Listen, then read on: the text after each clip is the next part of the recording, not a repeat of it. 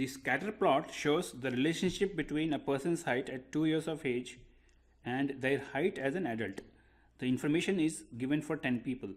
So if we inspect the data given in this graph, we see that the x-axis says it is the height of a kid at 2 years of age. The same height for the same person, the height for the same person as an adult is plotted as a y-axis. So if we take a minute and then recall that scatter plot contains data where the dots represent the actual or measured values through some kind of an experiment. The solid line is the predicted. That means this line is also known as line of best fit. Line of best fit, because these are predicted values based on some of the data collected through an experiment. So which means that this scatter plot contains information about the actual values for measured through an experiment, and the remaining is the solid line is a prediction or a line of best fit.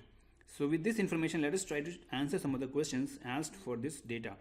How many of the 10 people have an adult height that differs by more than 5%?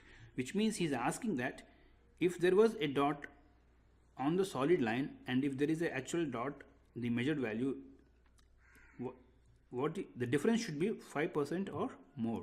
So let us try to see which of them are differing by more than 5%. We see that this particular actual value is 65, but the same on the line of best fit seems like 61.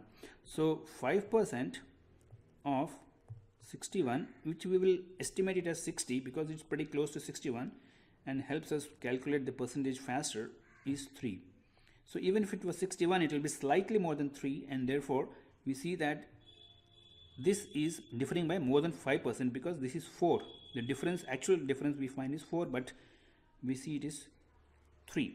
Therefore this is more than 5%. Let us try to see similarly which other points are differing by 5% or more. So you can see that this one is also more than 5% because it is 1, 2, 3, 4, and we know that 5% of anything between this is 3.5. Similarly, we see that this other point is also more than 5%. So we have found three such points that are differing by 5% or more. Therefore the answer is A.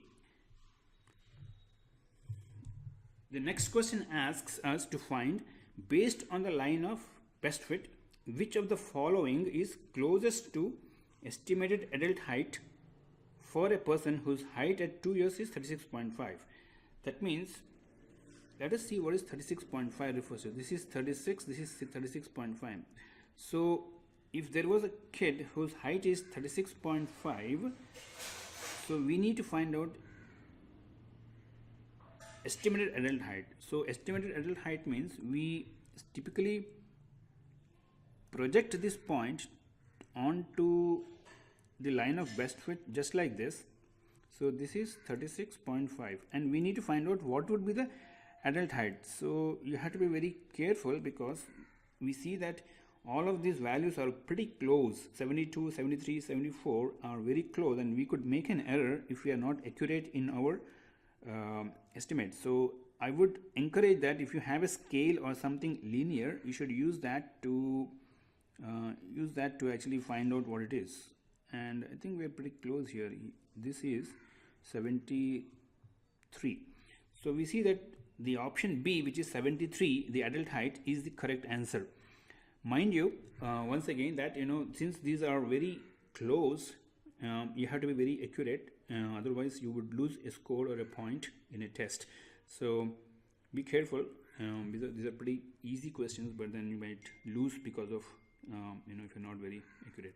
Now once again, to recap, scatter plots are simply plots that contain measured values, and the line of best fit is the estimated line. And these questions basically asks to see whether you have understand the scatter plots.